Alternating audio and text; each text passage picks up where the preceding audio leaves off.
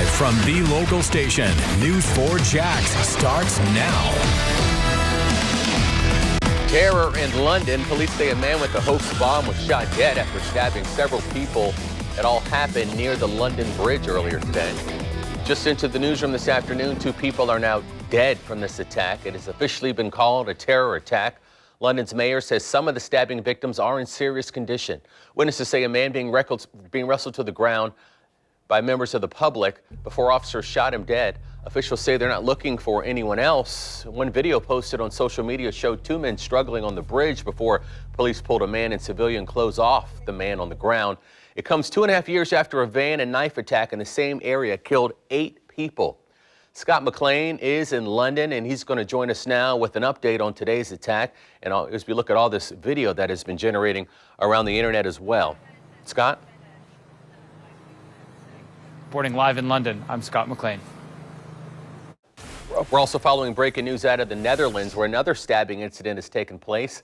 Dutch police say many people were injured in an attack at a shopping center in The Hague. Right now, the conditions of the victims are unknown, and authorities have not issued a motive or called it terrorism. But we'll continue to follow this story and bring you updates on air and on news4jax.com. We're now hearing from the family of a man killed in a motorcycle crash Tuesday night in Clay County. 51-year-old Douglas Soto of Orange Park was killed after colliding with a car at Blanding Boulevard and Nightbox Road. The Florida Highway Patrol says the driver turned in front of Soto. Today we spoke to his daughter about the family's loss. You know, he always said that he wasn't going to go till he knew that his kids were able to take care of themselves. Tonight at 5 o'clock, Soto's daughter explains what her dad did just last week to help his family have a better future. Time now to check those headlines county by county. Mary Bear is here in the studio with those stories happening closest to us all. Mary? Well, Tarek, we begin with an update on the case of 5-year-old Taylor Rose Williams, whose remains were found in Alabama. The Department of Children and Families confirms to News 4 Jax her mother, Brianna Williams, was not the subject of any prior child protective investigations. That story covers Duval County. Williams is in jail charged with child neglect and lying to police related to her daughter, Taylor. She tried to kill herself by overdosing the day police executed the arrest warrant. Taylor Williams' remains were found in Demopolis, Alabama, and no one has been charged with her death. The Lake City Police Department arrested a man who was considered armed and dangerous. 18-year-old Tyrese Carter is accused of shooting a man on Gibson Lane in Lake City on Wednesday. Police say the victim was shot in the foot and had no idea why anyone would shoot him. In Clay County, a trial date is set for the man involved in a crash that killed Deputy Ben Zerbel. It's January 24th. Zerbel was on a motorcycle. He was on motorcycle patrol on Blanding Boulevard in August of 2018. According to the crash report, Stephen Chioppa turned in front of Zerbel. Zerbel died in the hospital several days later. The FHP did a year-long investigation and cited Chioppa for failure to yield to oncoming traffic.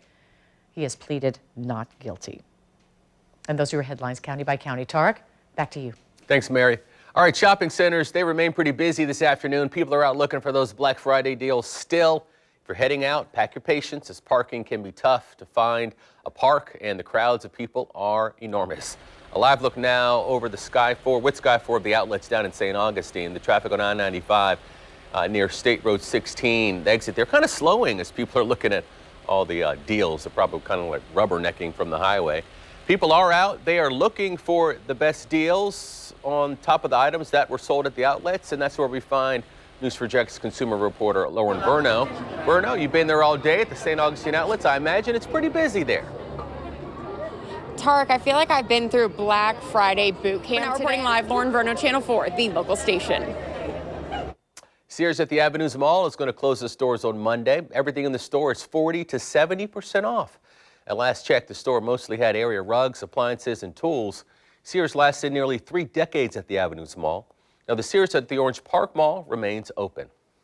As billions of dollars go to big box stores on Black Friday, local shops hope you will keep them in mind as well. Small Business Saturday has been around for a decade now. News4Jax reporter Ashley Harding reports the timing comes at a great time for one business in particular. Ashley Harding, Channel 4, the local station. Now for headlines across America, police in Chicago are investigating an officer after video shows him slamming a man down to the ground. The man reportedly was caught drinking in public and was spitting on the officer. A Chicago police spokesman says the video is concerning. The man was taken to the hospital. His condition was not released. And a murder suspect in Jefferson City, Missouri, walked into a police station covered in blood and turned himself in. Police say he's connected with 2 murders. The first happened last night when a 17-year-old was found dead from a gunshot wound. A few hours later, police responded to calls about gunshots and found a woman dead in a road. After talking to witnesses at both scenes, police identified the suspect, and while trying to find him, he walked right into the police station lobby wearing dark clothes and covered in blood. The man was arrested and is now charged with first-degree murder. In more world news, the Mexican government says it will meet with the United States next week. They'll discuss President Trump's request that Mexican cartels be included in the list of terrorist organizations. Mexico is the proposed host of the meeting. The nation says it has new information concerning the massacre involving a Mormon family. 9 people, including 6 children, were killed in a roadside ambush. And China is furious after President Trump signed 2 bills aimed at supporting human rights in Hong Kong. China summoned the U.S. ambassador in the nation to let him know the move would undermine cooperation with the United States. Thousands of pro-democracy activists crowded a public square in Hong Kong for a Thanksgiving rally. Hong Kong, a former British colony, was granted semi-autonomy when China took control back in the year 1997. Ahead of the rundown, the author of a book critical of President Trump, who claims to be a senior official in the White House, says they will reveal their identity when we could find out who the author is. And giving birth on a plane, story how someone with a medical experience helped on a flight when she went into labor a few days early. And up next, building a better flu shot, why some companies are getting away from using eggs to make their vaccines.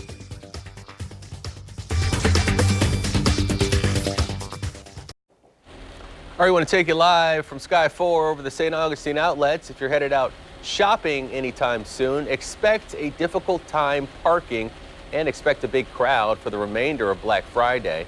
If you notice there on 95 South how the traffic is kind of slowed down, a lot of people are probably looking over there and reading the windows where it says, come on in and shop. Busy, busy, busy it is on Black Friday. All right, making news right now, the flu season arrived pretty early. Health officials say the best bet against getting sick is the vaccine. Researchers are working to improve its effectiveness. In September, President Trump signed an executive order noting that the current system for making flu shots has critical shortcomings. The order pledges to modernize the process. The first step, stop using eggs to make the flu vaccine. They grow the virus in the eggs like the eggs you eat for breakfast, and then they kill the virus and put it in the vaccine. But sometimes the virus changes inside the egg, so it doesn't end up matching the flu that's out there spreading among people. So some companies have just stopped using eggs altogether. Right here we have the cells growing the virus. The virus stays the same, and when you make the vaccine, it looks closer to what's in the wild. Last year, the flu killed 6,000 people. All right, ahead of 5 o'clock, Stacey Spanos is looking at the latest flu cases in our area and which counties are seeing the most. All right, we want to take you out west. Snow falling in Jackson Hole, Wyoming. The area is under a winter storm warning. Moderate to heavy snow is expected across many states, and the strong winds are expected to pick up too. The ski resorts in the area could get 2 feet of snow. Just another day in Wyoming. Snow and rain made travel conditions in Southern California as well pretty difficult. Highway officials there had to shut down part of Interstate 5. At one point, the officers escorted a large group of cars down the southbound lanes. Some enjoyed the snow, though. Others weren't prepared for it. The good news is the winter weather put out wildfires that were flaring up across the region.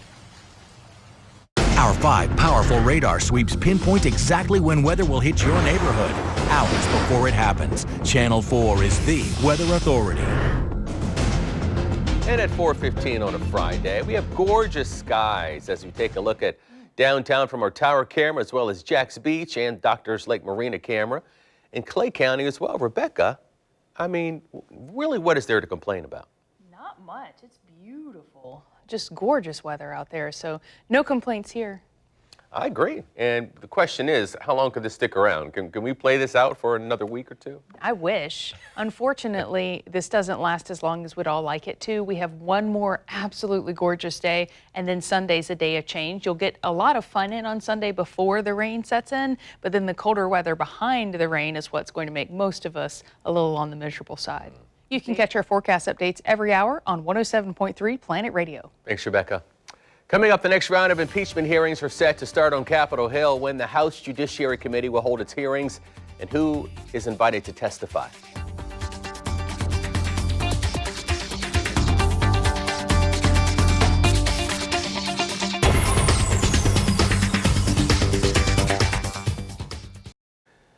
Another live look this afternoon from Sky 4 over the St. Augustine outlets, and take a look at the traffic on I-95 leading into the shopping center. You know, once you get off the road, expect lines to be everywhere, lines to park, lines to get in stores. It is a big crowd. Our consumer investigator, Lauren Verno, is going to join us live again in the 5 p.m. newscast with Black Friday shopping. What's happening at these malls and outlets? All right, impeachment hearings are going to resume next week. The House Judiciary Committee is set to hold its first hearing on Wednesday now. The panel is expected to hear from legal scholars. It's not yet known who will be called to speak, but it has shared an invitation to President Trump. So far, the White House has shielded members of the administration from testifying. The author of the book Anonymous, A Danger to the Country, says they will reveal their identity before the 2020 election. The author, who claims to be a senior official in the White House, answered questions in a forum on Reddit Tuesday night. The author said, "I am not afraid to use my own name to express my concern about the current occupant of the Oval Office." The author also promised that any profits from the book will be donated to nonprofit organizations focused on government accountability. A mother gave birth to a healthy baby girl shortly after landing at the Charlotte Douglas International Airport. Anthony Costura spoke with the mother in the hospital and learned the baby's name, which is quite appropriate. That I will always remember. Mom and baby are expected to be released today, and they'll continue their journey to Pennsylvania to see family before they head home to Tampa. All right, this just in, a cleanup happening on I-95. This is near Kings Road, where mail has spilled out of a United States Postal Service truck you see there. Right now, it looks like most of the mail has been picked up. A witness says it appears like the doors of the truck flew open, and the mail just kind of flew out onto the ground. It appears that they have cleaned it all up, though, and hopefully it'll arrive at its scheduled destination. All right, the news at 4 o'clock. We'll be right back. Time now to check in with Mary in the newsroom to see what's coming up all new at 5. Tarek, a heartbroken daughter and son opening up to News4Jax about their dad who was killed in a motorcycle crash in Clay County earlier this week. What they say about their last moments together and how they'll remember their father. And cases of the flu are up in certain local counties. We break down where they're on the rise ahead at 5. Tarek? Mary, thank you. All right, and a final look at our weather. Gosh, it's beautiful. It is beautiful out there, and you have to wonder this time of the year, how long is it going to last? And the answer is not terribly long. This is the cold front that's headed our way on Sunday, and so the timing looks like southeastern Georgia between 1 and 3 p.m., and then northeastern Florida between 3 and 6 p.m. Behind that reigns a very powerful cold front that's going to turn our weather chilly on Monday, Tuesday, and Wednesday. So next week, big changes, huh? Big changes starting on Sunday night. Kind of back to where we were supposed to be. Basically. Basically. Thanks for watching News4Jax at 4 o'clock. Inside Edition starts right now.